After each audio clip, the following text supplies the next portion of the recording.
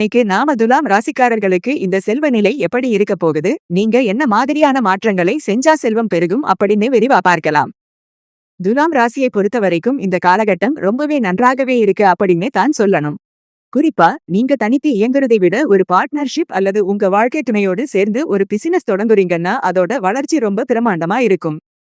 உங்களுக்குள்ள உழைப்பும் திறமையும் இருந்தாலும் அதை சரியான பாதையில கொண்டு போக ஒரு மோட்டிவேஷன் தேவைப்படுது. அது உங்களோட பார்ட்னர் அல்லது உங்களோட ஆப்போனன்ட் மூலமா உங்களுக்கு கிடைக்கும். என்ன துலாம் ராசிக்கு 7வது இடம் தான் அந்த பலத்தை கொடுக்கும்.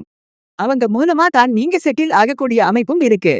ஆனா ஒரு முக்கியமான விஷயம் என்னன்னா, இப்போதைக்கு நீங்க பெரிய முதலீடுகள், அதாவது வீடு கட்டுறதோ வண்டி வாங்குறதோ கொஞ்சம் தள்ளி வைக்கிறது நல்லது.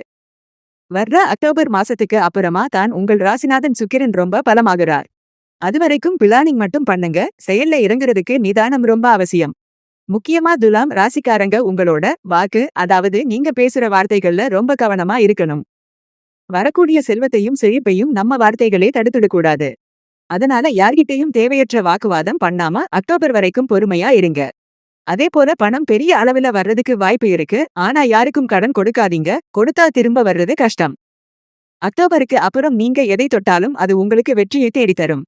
துலாம் ராசிக்காரர்கள் கலை, அழகு மற்றும் கிரியேட்டிவிட்டி சார்ந்த துறைகள்ல, அதாவது கைவினைப் பொருட்கள், டிசைனிங், பியூட்டி பார்லர் போன்ற விஷயங்கள்ல முதலீடு செஞ்சா அபரிமிதமான வளர்ச்சி இருக்கும். உங்களுக்கான வழிபாட்டு முறையை பார்த்தோம்னா, மகாலட்சுமி வழிபாடு உங்களுக்கு ரொம்ப ரொம்ப முக்கியம். வீட்டை எப்போதும் மகிழ்ச்சியா வச்சுக்கோங்க, ஏன்னா சந்தோஷம் இருக்கிற இடத்துல தான் லட்சுமி தங்குவாள். சிங்கப்பெருமாள் கோவில் தாயார் மற்றும் ஆண்டாள் நாச்சியாரை வழிபாடு செய்யறது உங்களுக்கு பெரிய மாற்றத்தை கொடுக்கும். அதே போல ஸ்ரீபுரம் கோல்டன் டெம்பிள் போன்ற லட்சுமி ஸ்தலங்களுக்கு சென்று வழிபடுவது உங்கள் செல்வ நிலையை உயர்த்தும். இந்த முறையான வழிபாடும் நிதானமான பேச்சும் இருந்தாலே போதும், துலாம் ராசிக்காரங்க செல்வ செழிப்போட உச்சத்துக்கு போவீங்க.